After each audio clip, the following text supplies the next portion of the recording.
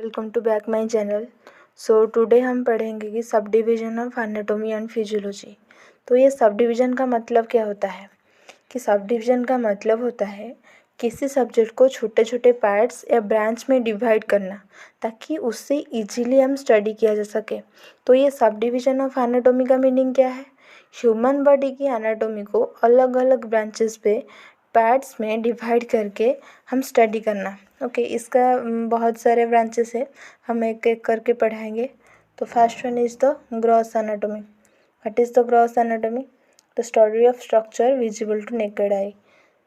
Gross anatomy वो branch है जिसमें हम ह्यूमन बॉडी के स्ट्रक्चर को नेकेड आई देख के और स्टडी किया जा सकता है। ओके, उसमें माइक्रोस्कोप की ज़रूरत नहीं है। In this branch, we study large structure of the human body such as bones, muscles, heart, lungs and other organs. हम ह्यूमन बॉडी की लार्ज स्ट्रक्चर को हम स्टडी करते हैं with our naked eye. Okay, next one is the microscopic anatomy. इसी को histology भी कहा जाता है। माइक्रोस्कोपिक एनाटॉमी का वो ब्रांच है जिसमें बॉडी के बहुत छोटे या स्ट्रक्चर को माइक्रोस्कोप की मदद से स्टडी किया जाता है। ये इसको टू टाइप्स है, जैसे कि हिस्टोलॉजी एंड साइटोलॉजी। हिस्टोलॉजी का मतलब होता है study of tissues and cytology का मतलब होता है study of cells. Then next one is the developmental anatomy. Developmental anatomy का मतलब होता है study of human development. And embryology भी होता है। एम्ब्रियोलॉजी क्या होता है? Development from fertilisation to birth. Okay, इसमें हम फिटस टू डेथ के टिल डेथ के लिए हम स्टडी करते हैं। Then next one is the surface anatomy. Surface anatomy क्या होता है? Study of structure of internal skin. Okay, study of external feature visible to and felt on body surface. हम बॉडी सरफेस से लेकर हम डीपली इंटरनल ऑर्गन के हम study करते हैं। जैसे कि हम अगर हमको स्किन की डिटेल स्ट्रक्चर पता हो तो हम यू कैन फील, हम फील कर सकते हैं हमारे रिब्स को, हमारा हार्ट को, हमारा इंटरनल ऑर्गन्स को, किडनी को हम फील कर सकते हैं। तो वो स्टडी करते हैं हम सरफेस एनाटॉमी के अंदर। Then regional anatomy. Regional anatomy का मतलब to study specific location place of the body.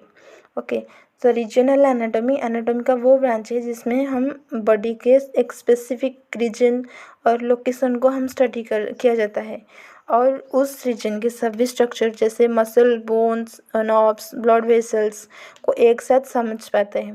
जैसे कि हमारा एब्डोमिनल रीजन हो गया, अपर लिम्ब, लोअर लिम्ब हो गया, थोरेसिक रीजन हो गए, ऐसा कई सारे हमारे रीजन होते हैं। जैसे कि हमारा एब्डोमिनल रीजन पर, जैसे कि हमारा एब्डोमेन पर कौन कौन सी पार्ट्स है, सब पार्ट्स कौन सी शेप में है, एब्डोमिनल में कौन सी ब्लड वेसल हमारा सप्लाई है, कौन सी नर्व सप्लाई है, ये सब हम स्टडी करते हैं। Okay, then next one is the systemic anatomy. Systemic anatomy का वो ब्रांच है जिसमें हम बॉडी के सिस्टम को स्टडी किया जाता है।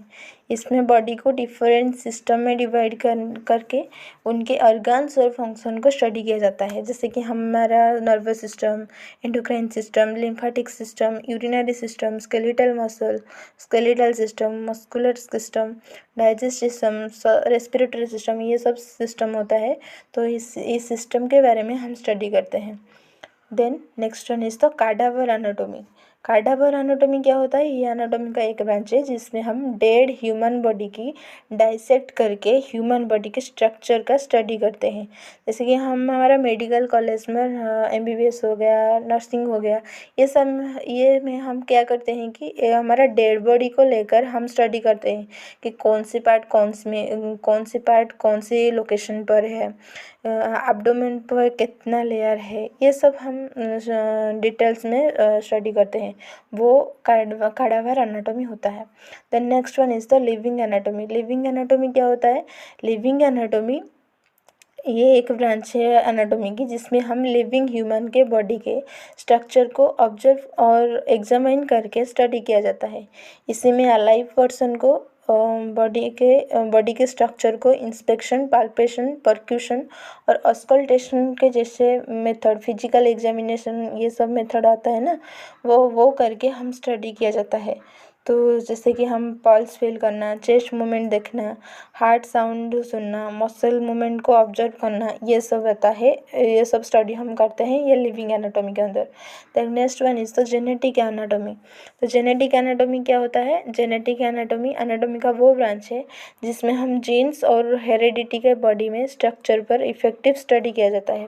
जैसे कि हम इसमें ये स्टडी किया जाता है कि पेरेंट्स से मिलने वाले जीन्स बॉडी के डेवलपमेंट, स्ट्रक्चर और फीचर्स को कैसे अफेक्ट करता है। एग्जाम्पल जैसे कि आई कलर इनहेरिटेंस हो रही है ना, नहीं रहा है, तो ये हाइट का इनहेरिटेंस है या नहीं है, जेनेटिक डिजॉर्डर प्रेजेंट है या नहीं है, ये सब जेनेटिक स्टडी किया जाता है जेनेटिक एनाटॉमी में। Okay, then imaging and radiographic anatomy. ये इमेजिंग या रेडियोग्राफिक एनाटॉमी ये एनाटॉमी का एक ब्रांच है जिसमें हम मेडिकल इमेजिंग टेक्निक की मदद से हम ह्यूमन बॉडी की इंटरनल स्ट्रक्चर को स्टडी किया जाता है। जैसे कि हम इसमें बॉडी के ऑर्गन्स और टिश्यू को मशीन के इमेज के थ्रू देखना और समझना जाता है। जैसे कि हमारे एग्जाम्पल एक्सरे, MRI, अल्ट्रासाउंड, ये सब इमेजिंग टेक्निक के दौरान हम बॉडी के स्ट्रक्चर को स्टडी करते हैं। देन पैथोलॉजिकल एनाटॉमी एक एनाटॉमी का एक ब्रांच है जिसमें हम डिजीज़ का कारण, बॉडी के ऑर्गन और टिश्यू में होने वाले स्ट्रक्चरल चेंज को स्टडी किया जाता है। जैसे कि इसमें ये देखना जाता है कि डिजीज़ होने पर बॉडी के ऑर्गन्स और टिश्यू का स्ट्रक्चर कैसे चेंज हो जाता है। ये एक किडनी है, ये किडनी कैंसर होने पर किडनी का स्ट्रक्चर ऐसे चेंज हो जाते हैं। तो ये सब हम जो डिजीज़ होने पर स्ट्रक्चर चेंज होता है ऑर्गन का टिश्यू का, ये सब स्टडी करते हैं ये पैथोलॉजिकल एनाटॉमी पर। The next one is the applied anatomy. Applied anatomy का मतलब क्या है? ये अप्लाइड एनाटॉमी का वो ब्रांच है जिसमें हम एनाटॉमिकल नॉलेज को मेडिकल प्रैक्टिस और क्लिनिकल सिचुएशन में यूज़ किया जाता है। जैसे कि हम इसमें एनाटॉमी के नॉलेज को डिजीज़ डायग्नोसिस, ट्रीटमेंट और मेडिकल प्रोसीजर में अप्लाई किया जाता है। जैसे कि हम एग्जांपल ले सकते हैं इंजेक्शन देने के करेक्ट साइट का नॉलेज, सर्जरी करने टाइम ऑर्गन्स की एग्जैक्ट पोजीशन का पता होना, फ्रैक्चर में बोन्स की स्ट्रक्चर जानना, IV कन्वलेशन के लिए वेन्स का लोकेशन पता होना। तो ये सब हमारा अपना अप्लाइड एनाटॉमी में आता है। Then branches of physiology.